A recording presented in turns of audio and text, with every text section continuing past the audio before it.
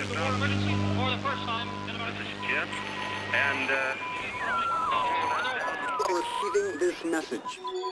We are Ken Jennings and John Roderick. We speak to you from our present, which we can only assume is your distant past, the turbulent time that was the early 21st century. Fearing the great cataclysm that will surely befall our civilization, we began this monumental reference of strange and obscure human knowledge. These recordings represent our attempt to compile and preserve wonders and esoterica that would otherwise be lost. So whether you're listening from an advanced civilization or have just reinvented the technology to decrypt our transmissions, this is our legacy to you. This is our time capsule. This is the Omnibus.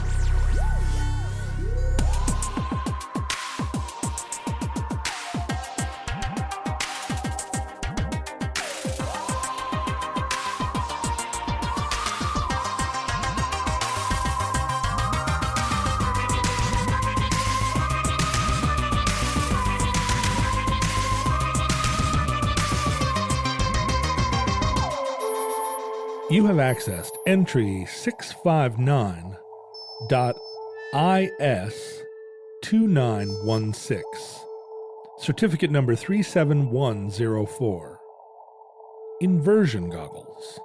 For another clue to the brain's remarkable adaptability, consider Susanna Fiennes, a London art student who has agreed to undertake a curious experiment.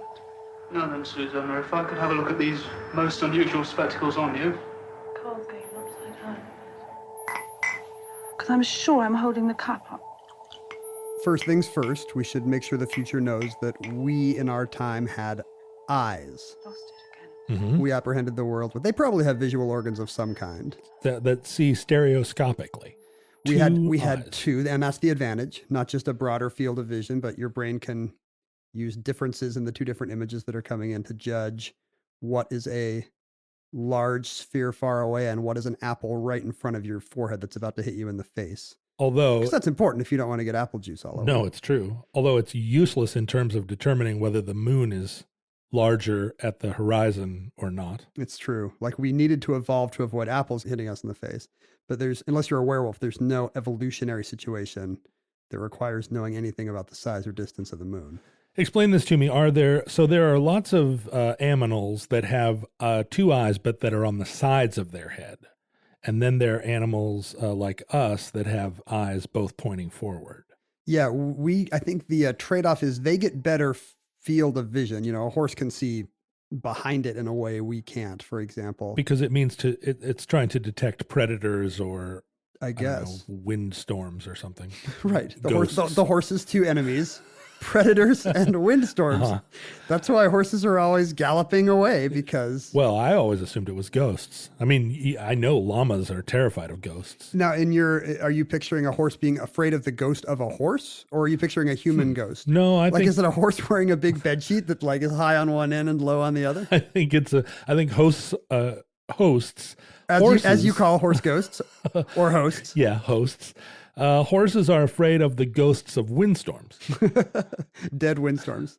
It could be like dead cowboys, like a dead mean cowboy. Oh, yeah, but horses, I'm sure, have... I had an interesting dream last night about a geographical area that was so familiar to me. After I woke up, I was struggling to remember, where is this place? I know I've been there, and I fought and fought and fought the degradation of the dream, in waking time. Right. The holes start to appear like film burning through on a screen. Yeah, it just dissipated. And I was like, no, this is a place I've been. I know I've been there. And I still, it's going to haunt me like a host. Don't you think that's usually illusory though, when you wake up and you're convinced that the thing that happened in your dream reflected a memory? But this was so real. It was, I know, because I've either dreamt about this many times before.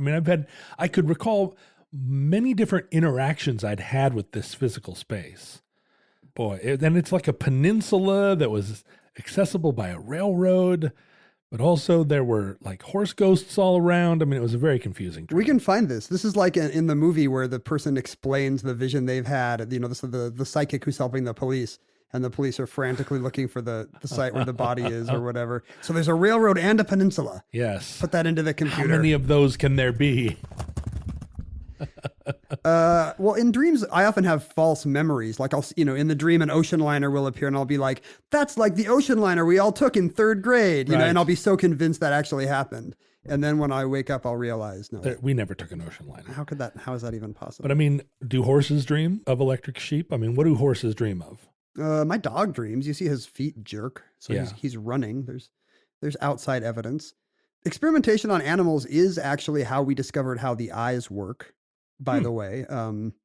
The I ancient mean, we Greeks, rubbed like Chanel No. 5 in their eyes, and yeah, the shampoo really stung the rabbit's eyes, and we were like, oh, that's how the eyes work. It doesn't. Interesting. The eye works better when it doesn't have Johnson & Johnson shampoo in it. No, and when I say we, I do not mean this is how you and I discovered how the eyes work. yeah, it's important to clarify because futurelings. They assume we discovered all this Yeah. stuff that we're talking about. Well, we don't want them to think that we did any animal testing personally. You and I did make many important scientific discoveries, but not all of them. No, not that's true. 100% of all human achievement It's came true. from you and me. My number one form of animal testing is trying to kill the ants in my bathroom sink. And I say that with the full knowledge that there's an 11% chance that futurelings are giant ants. Yeah, you're just confessing to something awful. Or even modern day Jains who don't believe in killing insects. Like they think you're irreparably hurting your karma every time you Right. spray out the ants in your sink. Right. The millions of souls crying out. And we're then silent. Alder ant. No, the ancient Greeks were completely wrong about. Do you have a bell? I do. Have we ever had a bell before? No, but Alderant earned a bell. Wait, what is happening to the show now that you have a bell? Why don't I have a bell? I have a bell for you. It's right over here. I want one of those slide whistles. So when you make a joke, I'm gonna be like.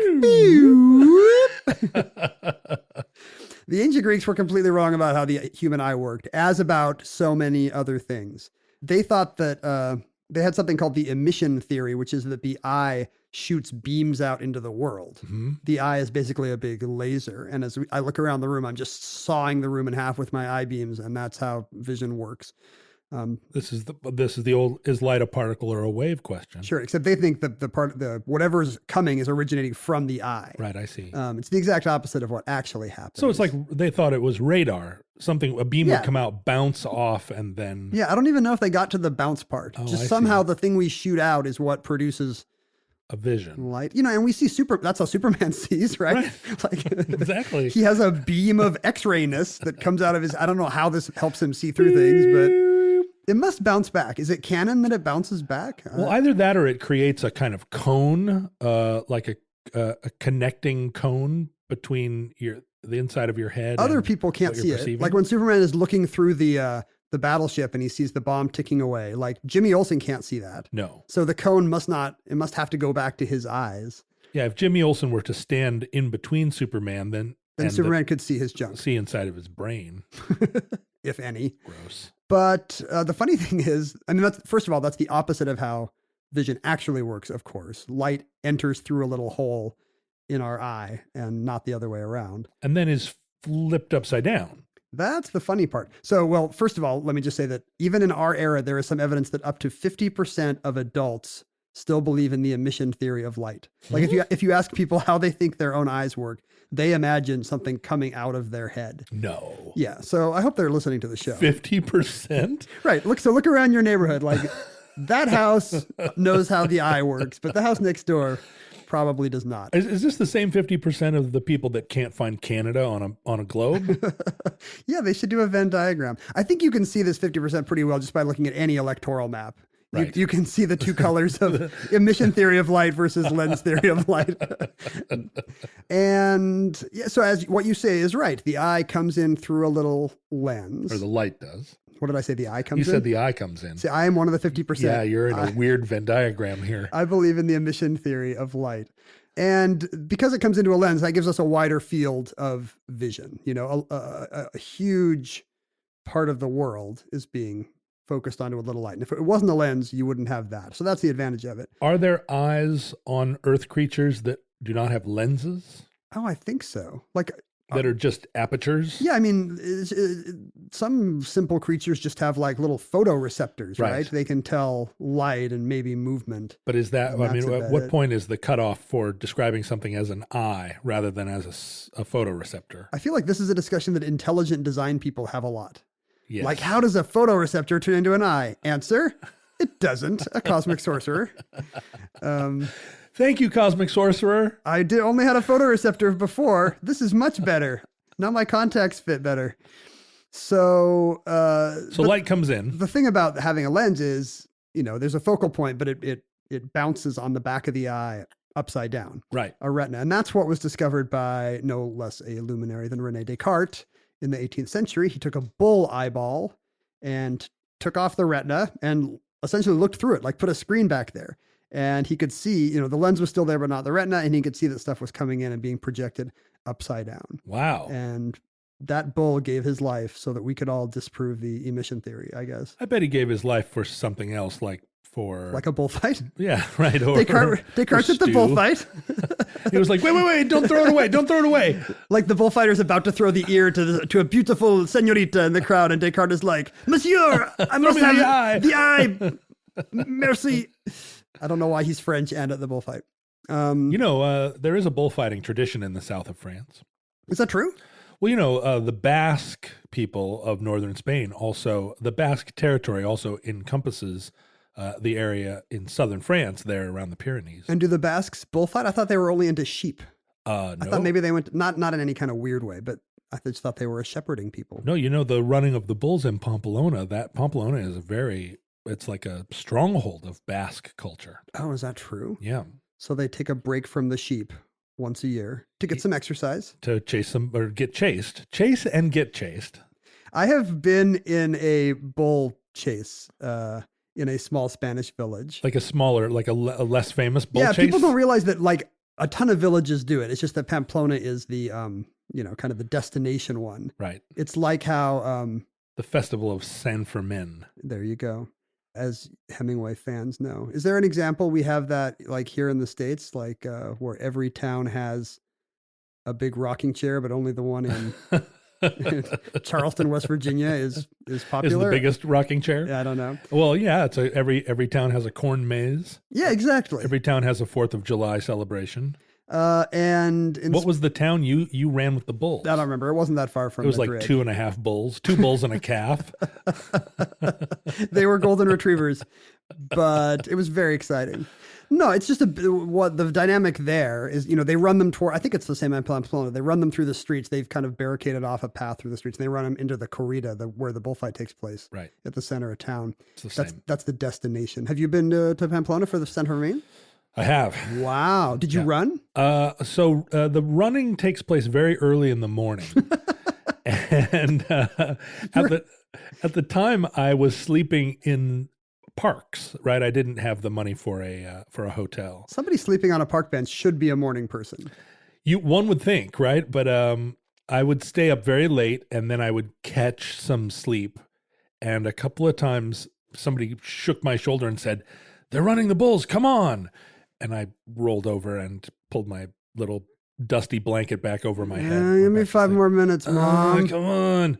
But I was in Pamplona for the festival for an entire week. I just never managed to make it over. Did you ever see a bull? Run. Oh yeah, lots of bulls. And I went to the bullfights, but I didn't actually ever run with them. We ran, but really what you want to do is just make sure you keep half the town between you and the bulls. Right. Like you can run with the bulls, but really, if you're running a quarter mile ahead of the bulls, you'll do great. Yeah. As we say in Alaska, you don't have to run faster than the bear. You just have to run faster than your friend. Right. Or in this case, the drunk Spanish man who's a little closer to the horns than you. Or, the young macho guys who are trying to. Who are stunting. Right. You were in a small Spanish village, but you had less get up and go than the sleepy villagers of a small Spanish town. Yeah, I don't know. Yeah, I can never fully put myself back into my 20-year-old self to understand what was motivating that person exactly. Like, I made it all the way to Pamplona. I was there for the entire festival. I drank sangria with the people. I had a white shirt on and a red belt. I mean, the whole nine. I did the whole thing. But the actual running of the bulls it's like it happens at dawn, and I just never made it. I was living. don't know why. I was living in Salt Lake City for the Olympics in 2002, and I think I saw nothing, and it was for the same reason. Everything was incredibly early. Yeah. I think we tried to go to the ski jump once, and it got canceled because of high winds. And we were like, all right, that was the Olympics. Yeah. I mean, it's funny how often that is the case where you're like, oh yeah, it's happening all around me. Well, anyway. But at least that one's the effect where it's in your hometown. You know, Right. It's like people from New York never go to the Statue of Liberty until they have relatives in town. Have you been to the Statue of Liberty? I have. I never have either. I mean, I never have either. You never listen to me, do you? Yeah, I love the Statue of Liberty. Yeah, I hate it too. I never go there. You've never even been to the island. No, never. I look at it over there. Although I did go to the top of the World Trade Center on September 1st, 2001. Oh, that was good.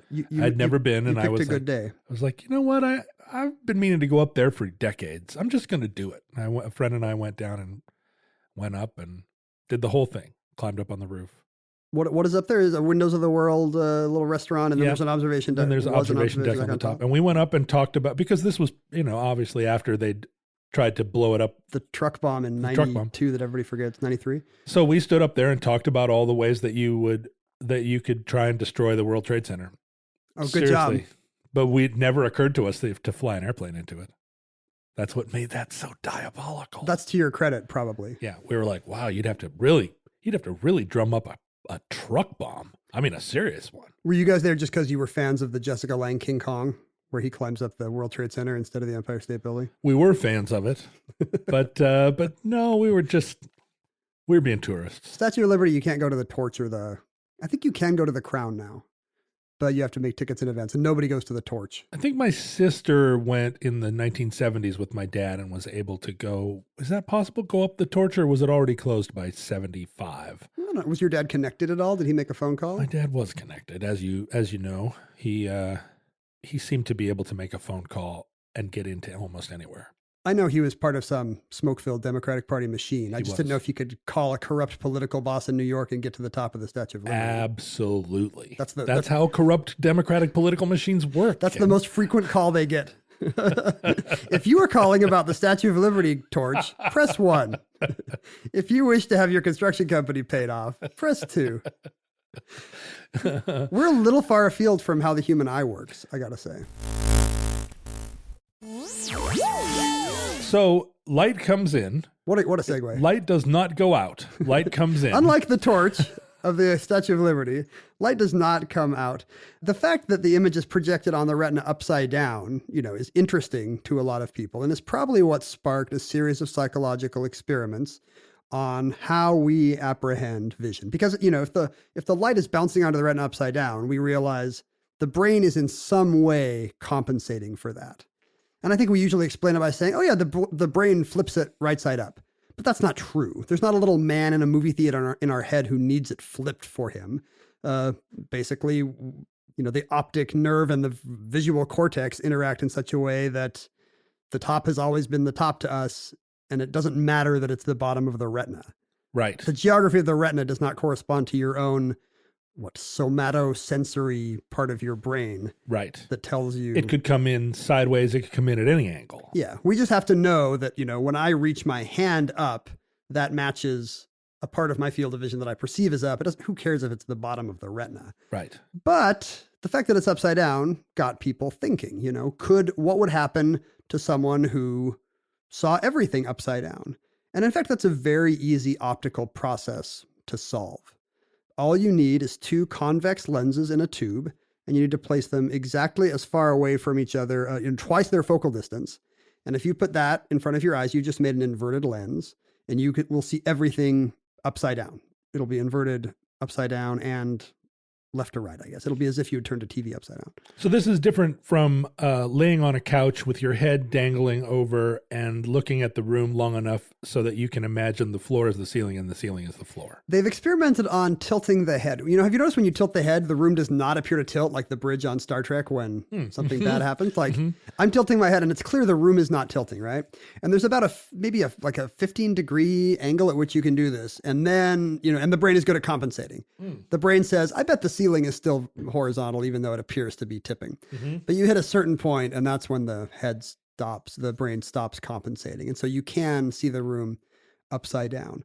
But, you know, it's not quite the same as seeing something upside down when you're not upside down. Because when you're upside down, it matches your... Sure, We have more than 5 senses. We say there's 5 senses, but that's not true at all. What are the additional senses? Umami? Yeah, they're all umami.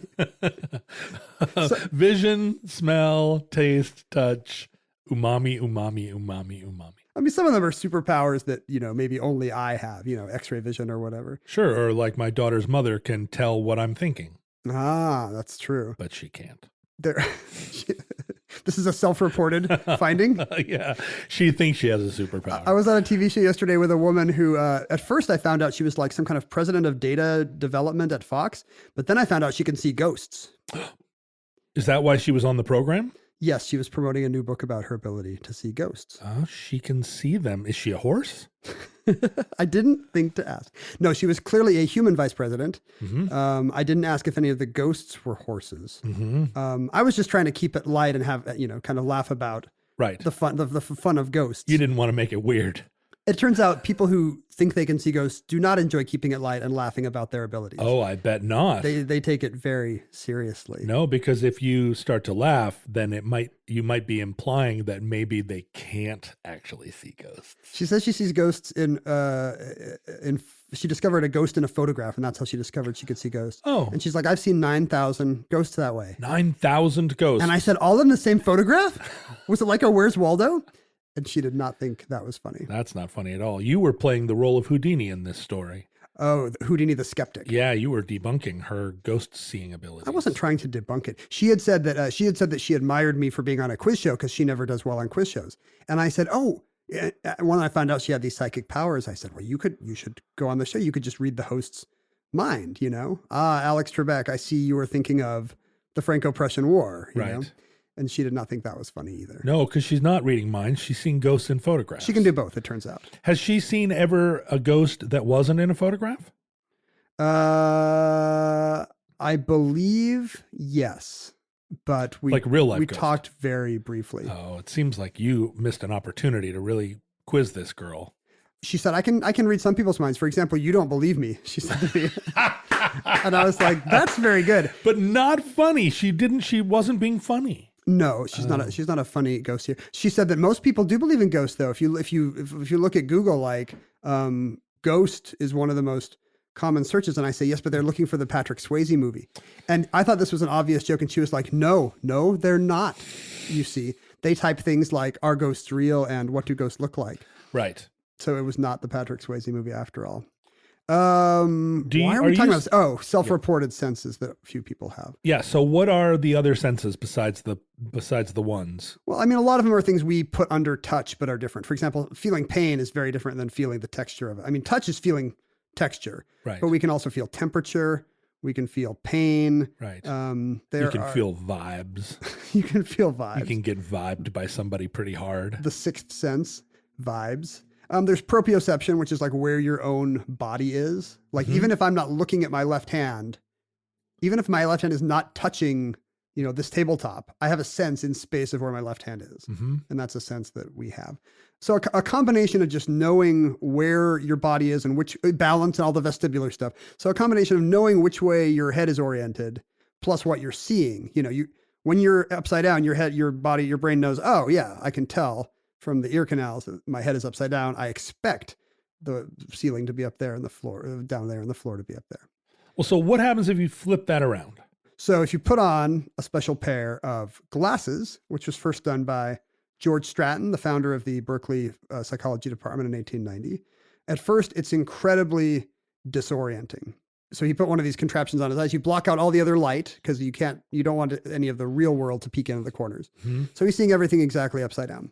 And we've seen video of later people we've seen film of later people doing this experiment. And I watched one of an Innsbruck psychiatrist named Thomas Erisman doing this in 1950 on a research assistant named Ivo Kohler. His device is a little different. It doesn't look like it's two lenses. His is based on mirrors. He's wearing what looks like a baseball cap with a mirror under the brim. And then he's wearing two mirrors under each eye that bounce up to the mirror on the brim of the hat, which delivers apparently a pretty convincing upside down image. So I'm watching this goofball go about his life. It seems like that would just give you an image of your shoes.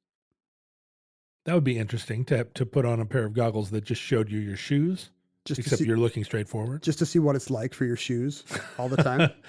I had the experience one time of walking through a train tunnel in the middle of the night where light was there was no light at all, none. And not even just the faintest amount of ambient light. The difference between eyes open and eyes closed was imperceptible. Where were you? I was walking through the Whittier Tunnel outside of Whittier, Alaska, which it was a train tunnel that didn't have a road. And so at the end of the night, after the last train went, you could no longer leave Whittier, which is a little coastal sort of village. You couldn't leave Whittier until the following day when the first train arrived. Because there's no roads. And you couldn't come to Whittier past the last train. And I was in Whittier with a couple of guys, and we missed the last train. And we were in a bar, and we said to the bartender, "We're going to walk through the tunnel." And he said, "I would not do that. I would not do that." And we said, "We're going to do it. We're young. We don't have any fears." And he said, "You are dumb." Plus, it's an activity you can do at night, unlike the running of the bulls. Right, and it's very similar to the running the bulls. Is it? Yeah. Wait. I mean, well, you're sure. Maybe. I mean, when you're running with the bulls, aren't you in a darkened train tunnel? I don't know. I never did it. The tunnel could be full of bulls. You wouldn't know. It's so dark. So we went into the tunnel, and we had the very curious experience of, very quickly we realized it was a terrible idea. The ground between the railroad ties was often not there. I mean, like you try and put your foot down between the ties and feel dirt, and you couldn't. You have to step from tie to tie. From tie to tie, and inside the mountain, it's just raining all the time, groundwater just dripping, and it's horrifying. And it's a very, very long tunnel. But what we discovered was if you closed your eyes, even though you couldn't see anything with your eyes open, if you closed your eyes, it was very difficult to walk forward. You put your hands out in front. You felt you were incapacitated when you closed your eyes. But if you opened your eyes and still could see nothing, it was easier to walk. Your brain wanted your eyes open.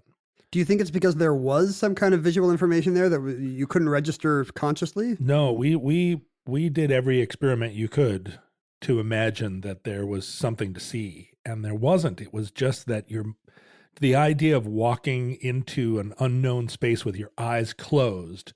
There's a strong aversion to that. Yeah, deep in us. It created this. It was terrifying, and with your eyes open, it was still terrifying. But at least we could make forward progress. Were you tempted to just stay there and become Gollum?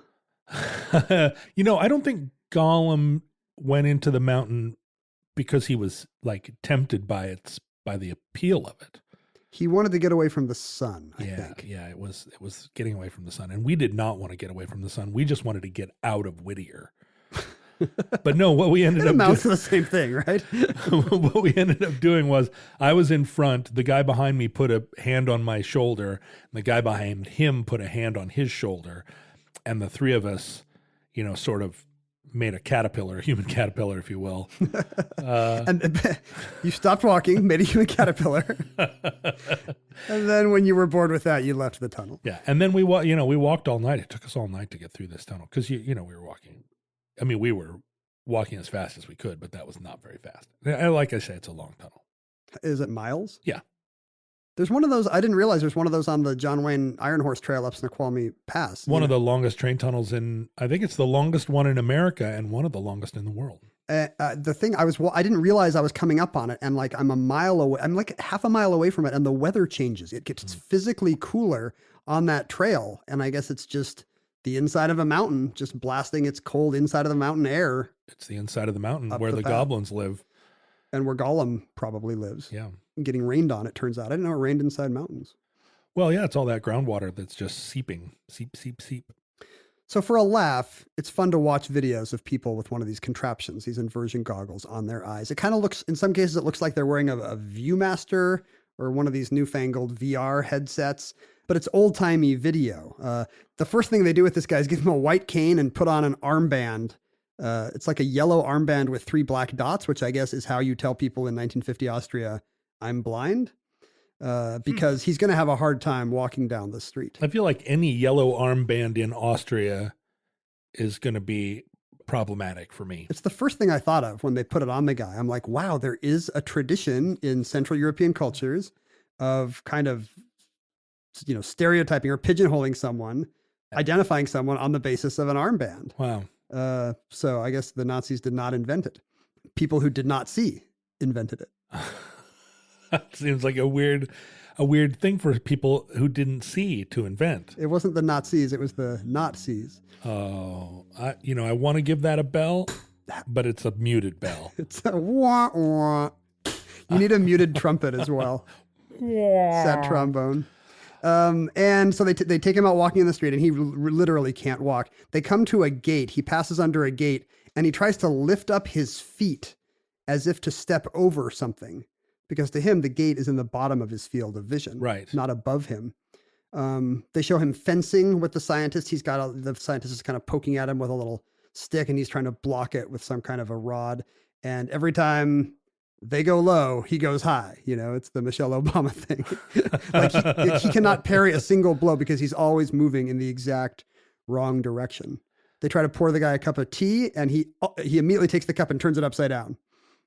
And they try to convince him, you need to turn the right way. And he thinks it is. Like he can't figure out what they mean. The mismatch is so confusing. Have you ever, do you cut your own hair? No, this is awful. Does it look like I cut my own hair?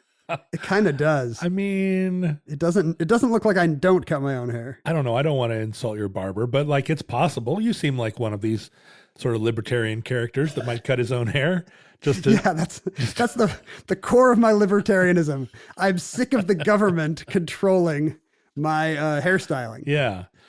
Well, and your hair does look like the government's controlling it.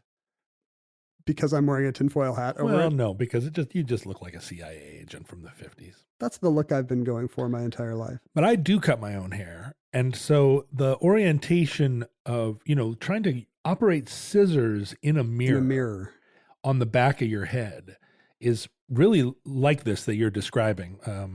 I keep turning the teacup upside down because as you're moving the scissors, but you're also trying to orient them on a y-axis, as well as on an x-axis and on a z-axis. I mean, there's 3 dimensions that you're trying to. You do have a 3-dimensional head. My head, I can confirm. My head is 3-dimensional. My head is 4-dimensional. I have to cut my hair in time as well. I'm keeping in mind when it's going to grow a week or a month into the future. I'm picturing that at all times. It is a tesseract now that I look at it. Why didn't we mention this in the show? As I turn my head, like different rays and arms appear and disappear.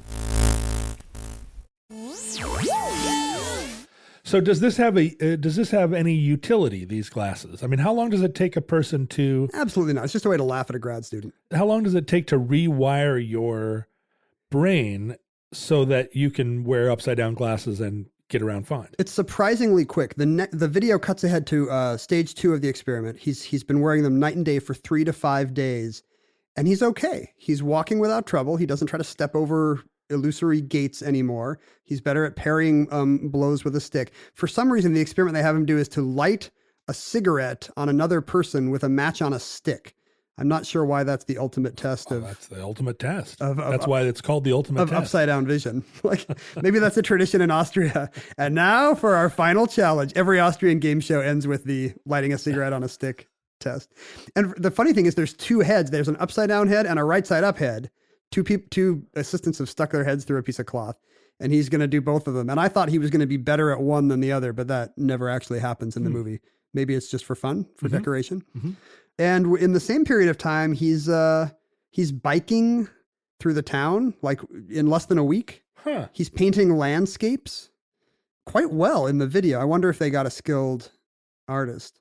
Yeah, that seems like Doctor, will I ever play the violin? It hurts when I do this. But I guess I was thinking, if he's painting the castle on the hill, the castle is also upside down.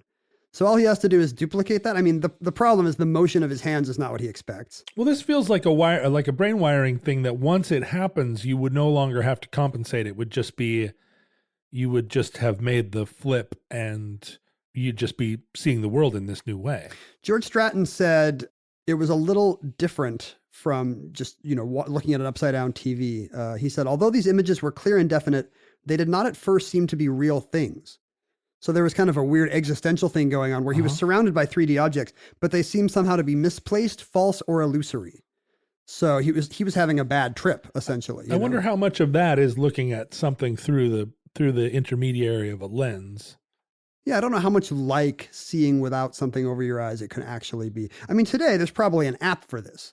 You just have to duct tape 2 iPhones to your head and turn on Flipper without an E or whatever the app is that turns things upside down. Right before you came over, I had 2 iPhones duct taped to my head. I took them off, not thinking that it would be something we could use for the show. I love when you answer the door with the 2 iPhones stuck to your head. You're like Christopher Lloyd in Back to the Future. Ken, you got to come in. But he also said that by focusing attention, he could kind of flip things upside down and right side up. Like he would get used to the upside downness and he could cope. But when he kind of focused attention on them, he would realize they were upside down. So no actual rotation had really happened. His brain was developing workarounds, I guess. It's interesting how elastic the brain is. I wonder what are some similar experiments or some similar, like this all feels like Lives of a Cell kind of experimentation, right? Like what are some other ways that you could fool the brain and it would adapt this quickly to a new reality? We always think of this as one of the most hopeful things about the human condition, how resilient we are, how no matter what happens, we push forward. And that's true. Like I find myself always thinking, boy, if some small thing changed in my life, what would like the other day, I was going to have to drive up to Vancouver in the middle of the night and speak at 10 a.m. the next morning. And they moved it back to 8. Oh. And I was just like, oh, that's so how am I even 2 hours of sleep? Like I literally don't know how I can do this event on 2 hours of less sleep. But of course, you're fine. You do fine. Yeah. People lose limbs and people lose children and life goes on.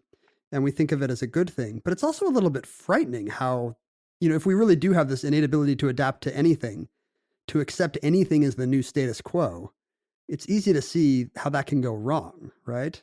Well, sure. I mean, that's the problem of our capacity to endure. You can endure some pretty awful states. It's kind of the problem of, it's what makes totalitarianism possible is that people will adjust to the new lousy thing. We're in our second straight year of like a dim, smoky August here in Seattle from forest fires all over the West. And our August used to be beautiful. And people are just like, oh yeah, this is the new thing. We have smoky August now. It's like, It's like the second year. What do you mean it's the new thing? People were like, oh, okay, I guess everything sucks now. Huh. Well, but we always have California to measure ourselves against. And it seems like our smoky August is a small price to pay, given that our neighbors to the south are like literally their neighborhoods are burning. My sister drove up from Medford to visit and then drove home. And when she got back, it was so smoky she couldn't see the end of her own cul-de-sac. And the next morning she turned around and drove right back up. Like she was not sticking around in. So it's still better here, even though ash is falling from the sky. Right. But think about what that means for a society. If like I've read accounts of, not to cheer things up too much, but I've read accounts of the Holocaust where the Jewish communities kept trying to keep a stiff upper lip and, jolly their children along. And, here are the jokes we tell in the camps about how, when things would get better, someday I'm going to be at a fancy dinner party in Berlin and they'll scoop up the soup and I will say, make sure you scoop from the bottom of the dish. That's where the potatoes are, so they would tell these jokes about, what they would do with their, This seems like the screenplay to an unmade Jerry Lewis movie. which he will never allow us to see. He'll die one day. He'll die and we'll see this film. But no matter how things get, people kind of cope using tools like, I guess, humor and deflection and distraction. And, it really means we'll accept awful stuff. Well, imagine just what it would be like to lose your sense of smell and taste. I mean, the difference would be like undiscernible to somebody outside yourself, but it would significantly impact your apprehension of the world. I have a friend of a friend who can't smell, and my heart just broke, because most of the pleasure of eating actually comes through smell. But yeah, that same process of adaptation that led Dr. Stratton and Dr. Erisman to start to become used to the new world. I mean, that happens with all sensory input. I sleep with a white noise machine on every night to drown out my squalling children. Right. Well, what if you had chronic pain? I mean, I think that's maybe the hardest thing to imagine is to be in a state of chronic pain. Yeah. Can people habituate to that, I guess? I mean, they survive, but I mean, chronic pain is, I don't think they ever habituate to the extent that it doesn't register as pain anymore. I mean, I've been listening to my across the street neighbors' pit bulls bark all night long for a year, and I'm still not used to it. I lived near train tracks once, and I stopped waking up. Oh, for sure. And the classic example, I guess, is when you're a kid, you have one friend whose house always smells weird, right? And he doesn't know because he's been living there. And probably your house smells weird to him, right? Like nobody knows if their own house smells weird because... I don't know. You came into my house earlier today. Does it smell weird to you? Oh, I should have thought about it. Does my house have an environment? When you walk in, do you feel like you're in a strange environment? I feel like I should get revenge here for you saying that it looks like I cut my own hair. But it's not like I cook with a lot of garlic or something. We're both Pacific Northwesterners. We both eat the same macaroni and cheese and dry white toast that comprises the ethnic cuisine of our region. I eat tuna salad made with Miracle Whip instead of mayonnaise. Yeah. 3 meals a day every day. I don't use Miracle Whip, I'm afraid. That would smell strange I to don't me. either. Right, but I'm not even talking about like cultural smells. Like, I can tell your family, right, makes fish or, smoked fish or whatever. Like really, it's just some unimaginable thing that somehow oozes out of our lifestyle. Yeah, the people... The smell. Yeah. And old people do have a smell, by the way. I've seen data on this. Like, actually, the tissues do change over time, and an old person's house smells like an old person. Really? Right. But we get used to anything. And the funny thing in all of these experiments is what happens when they take the goggles off. I've never seen one of these run more than 8 or 10 days. And when they take them off, it would be nice to think that the world then looks upside down to them. And that's not quite true. They can tell that the world is right side up. The sky does not appear to be below their feet, but things seem incredibly wrong. Like all of their muscle movements are wrong now because they've adjusted to the new reality. So now if you pour them tea now, they will hold the teacup upside down probably. Really? Yeah, because they've adjusted, they've habituated. Well, I mean, imagine having a neurological condition where some aspect of your perception didn't connect directly to your corporeal Which happens. self. People, I think there's some Oliver Sacks thing where some guy doesn't think his leg is his leg. Oh, right. You can show him it's attached and he'll be like, I just know that is not my leg. He thinks his wife is a hat. I don't know where you start with somebody like that. I mean, first of all, how could your wife be a hat? Does she have a felt brim? No. Is she on your head? Is That's she? the first question. Does she have a Sea Lion Caves slogan embroidered on the front of her? No. Probably. It really does. This is the confusing... back to Descartes, right? If we really are caged by our perceptions, I mean, how do I know the color blue I see is the same as the color blue you see? What if the whole world is just an atom in the finger of a giant being? It really makes you think. And that concludes Inversion Goggles. Entry 659.IS2916. Certificate number 37104 in the omnibus. Listeners, from our vantage point in your distant past, You're not doing the voice anymore? Oh, I'll do it in the voice. No, you don't have to do it in the voice. Listeners, from our vantage point in your distant past. Was it giving you the hotel bell that made you think you could do this voice now? We have no idea how long our civilization even survived. How long is it even gonna be here, man? Oh, it's like we hope and pray that like the catastrophe we fear may never come, but like if the worst comes soon, this recording, like all our recordings, like totally may be our final word. You got so in character, you forgot to do the social media stuff. Oh, whoa. Sorry to harsh your mellow. Oh, dude, I'm doing the totally wrong one, bro. Now you're the turtle from Finding Nemo. Oh, man. Are you going to like do it or should I go back? My perception is totally inverted right now. My teacup is like upside down.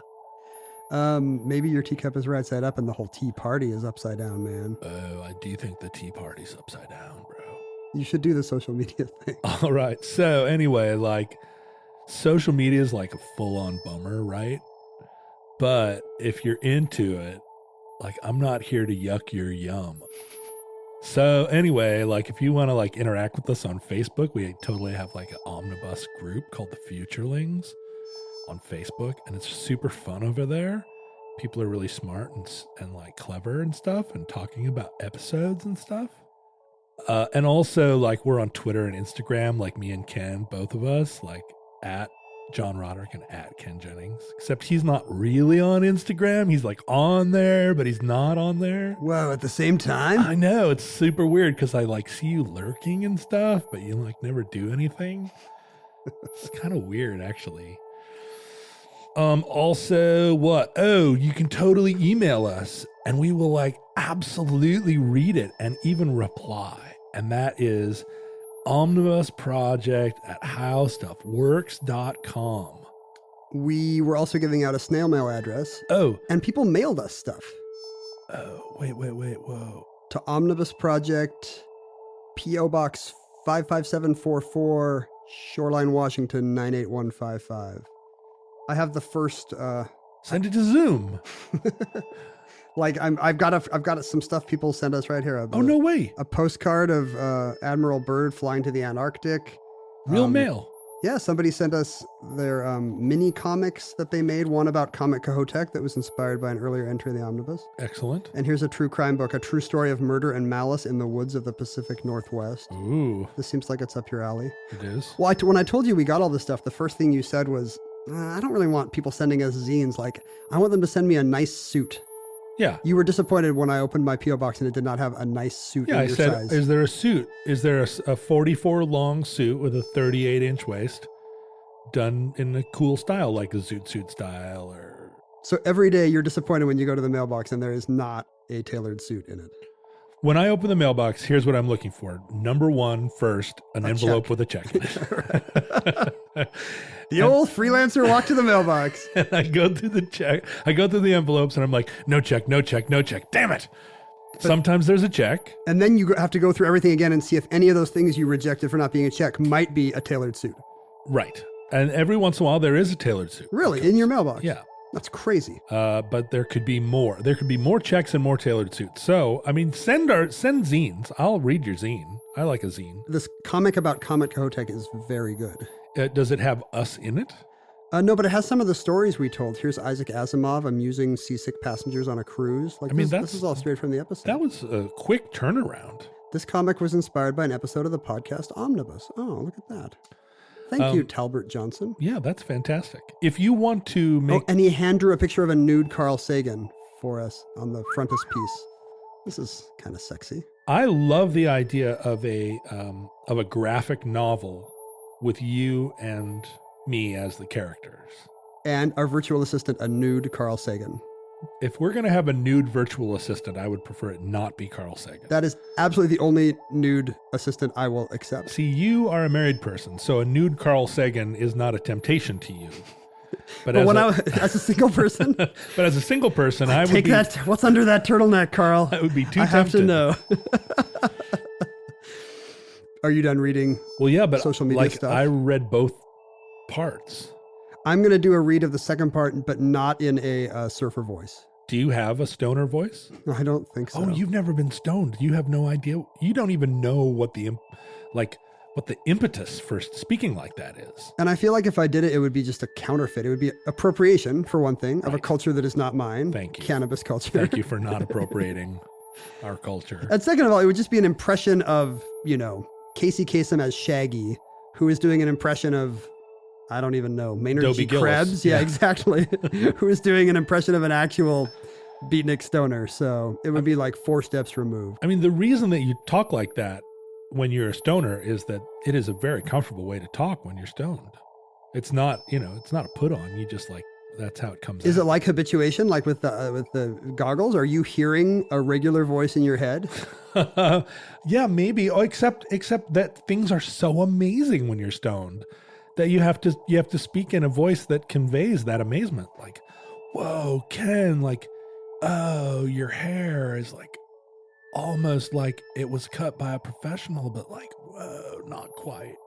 I looked online to see if you could buy, by the way, some kind of inverting glasses today. Oh, yeah. And there is a product like that, but they're called lazy glasses, and it's so you can lay your head flat and actually still see the TV.